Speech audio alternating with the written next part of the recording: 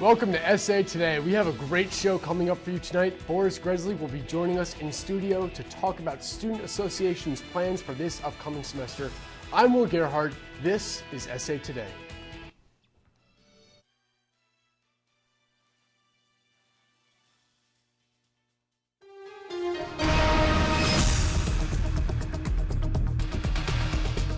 With Syracuse University's Department of Public Safety breaking up several parties, students feel as though it is worse than ever before. That is our top story tonight. Students across the SU campus are claiming that parties are being shut down more than usual this year. Yet the Department of Public Safety says that there hasn't been any extra enforcement. Statistics show that the number of arrests this year is in line with that of the past 4 years. With that, the number of alcohol-related cases from last year has decreased. Still, many students feel otherwise. But I think instead of focusing on breaking up parties, they should be focusing on robberies and stuff and people getting mugged on like Ostrom. So I think crime should probably be solved before breaking down partying because it hasn't really done much before and people are still going to party anyway. Sure, DPS I think is pushing it a little too far, especially with Chancellor Kent. I think he's trying to make Syracuse as if we're like a Harvard or Yale. We're Syracuse, we party and we get school like done. I think DPS is trying too hard. I don't think they should be as strict because we're Syracuse. A video on Instagram emerged over the weekend of SU women's soccer player Hannah Strong using strong language. Since the video's release, Strong has been indefinitely suspended by head coach Phil Wedden, and the incident is under investigation.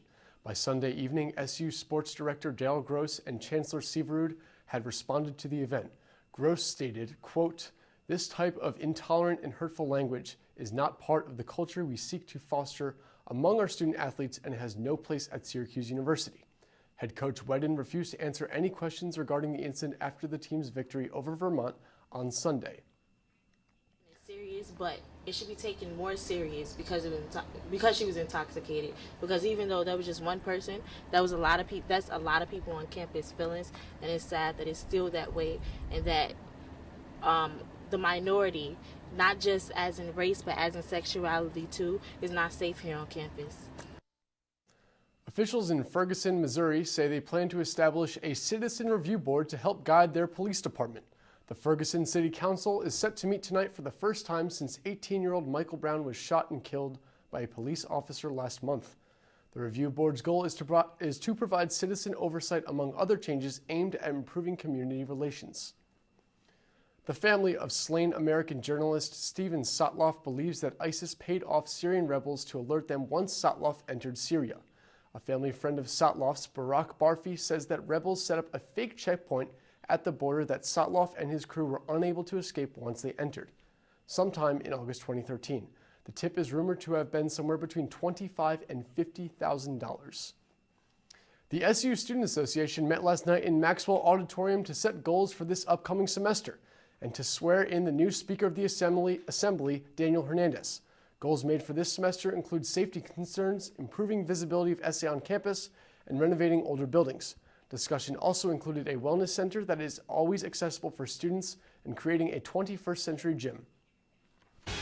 Coming up, SA Today President Boris Gresley will be in the studio to discuss their plans for the upcoming semester, and a woman in Kansas City that you just might want to tip your hat to.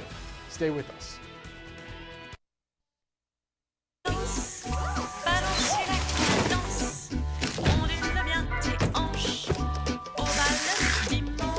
You didn't give up on sex. Don't give up on birth control either. There are more methods than you think. Find yours at bedsider.org. The average text takes your eyes off the road for nearly 5 seconds. Stop the texts. Stop the wrecks. Visit us at stoptextstoprex.org.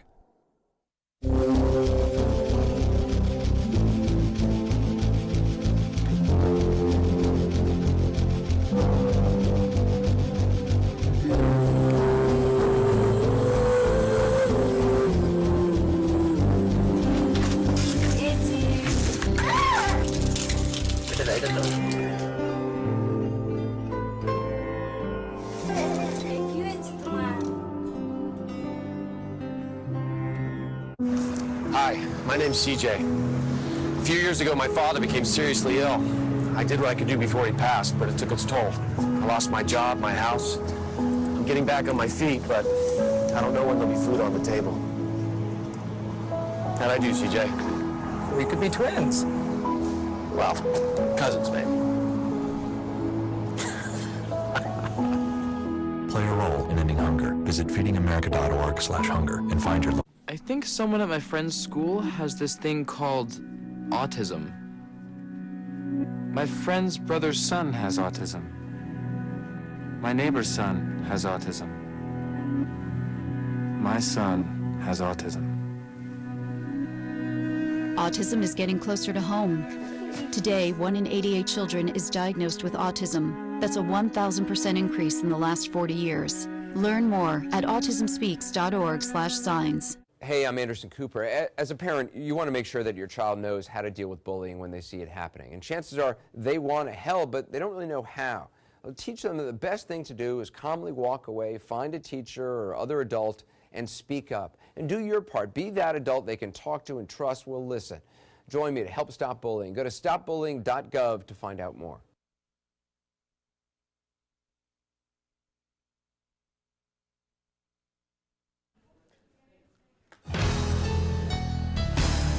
With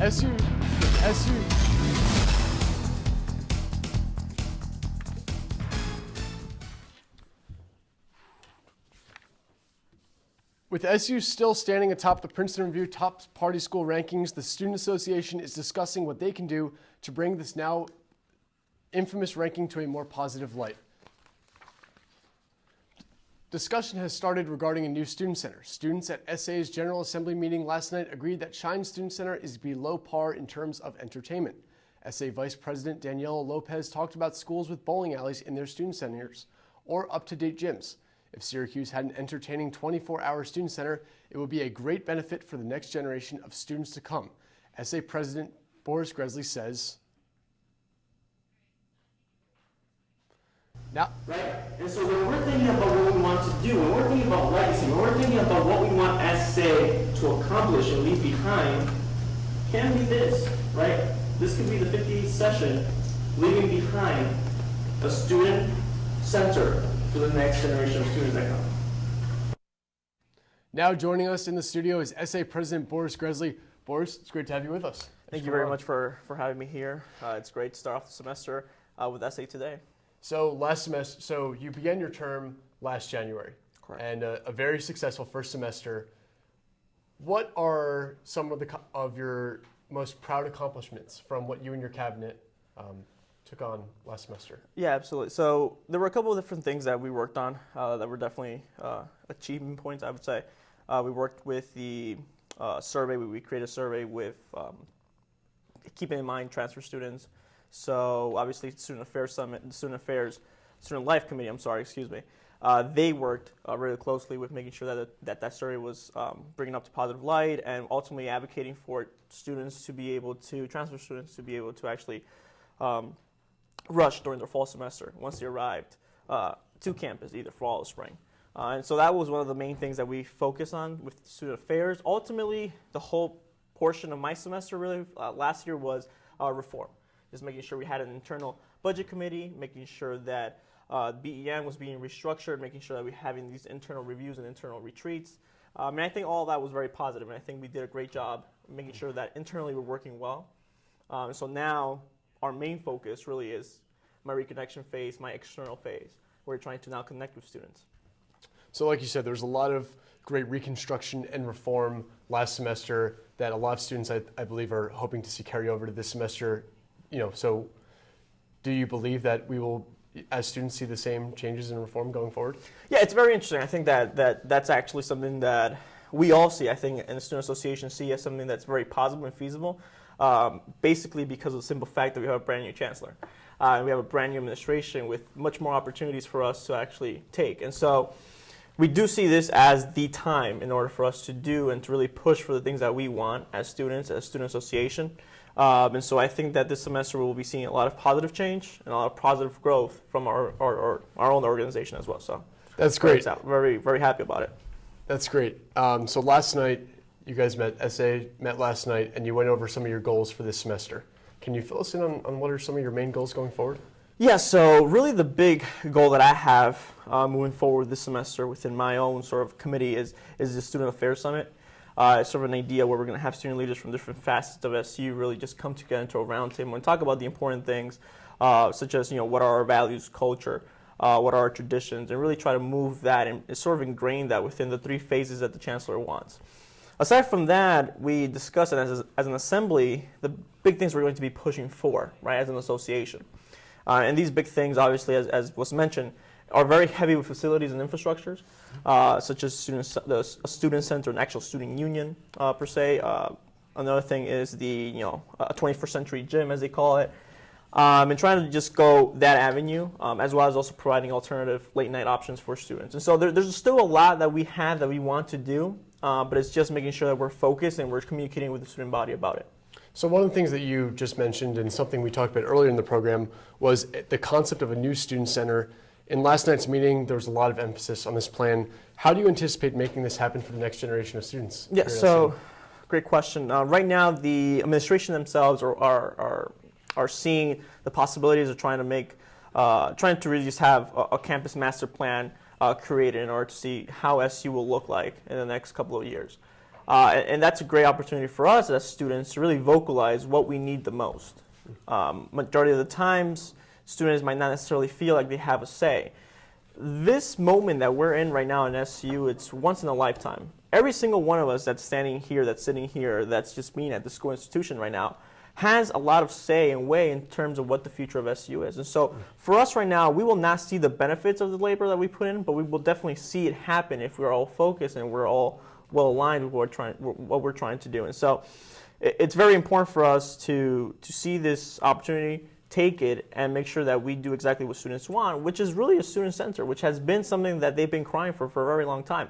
I'm looking back into the documents within my office, and it's funny because we see a student center being something that students want all the way from 2007, where we have all of these documentation from. So as you can see, it's been something that has been always asked, but nothing has really happened. And so this time we think that it's the right moment to really push for it, and we feel that this is the time for us to really get students involved into this sort of campaign. Thank you so much, Boris. Always great to have you on. Coming up, a woman in Kansas City is pumping up the locals for a great cause. Literally. SA Today will be right back.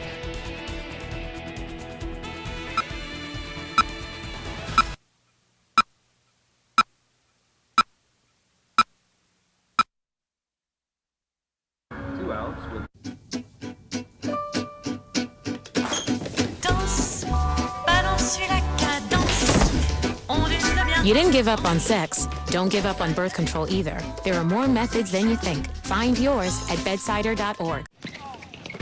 Welcome to my block party. Glad you can make it. The only triple doubles you get come with fries. Last time you blocked someone, you were online. I can do this all day. Your moves are just gay. Using gay to mean dumb or stupid, not cool. Not cool. Not in my house, not anywhere. It's not creative, it's offensive to gay people. And you're better than that.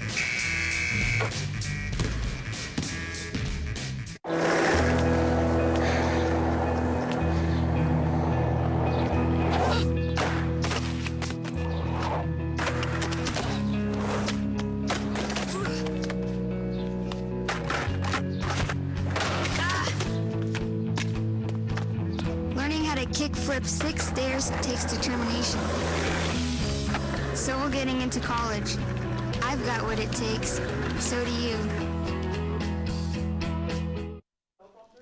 A woman in Kansas City is attempting to break the world record for the most people with balloon hats on at one time.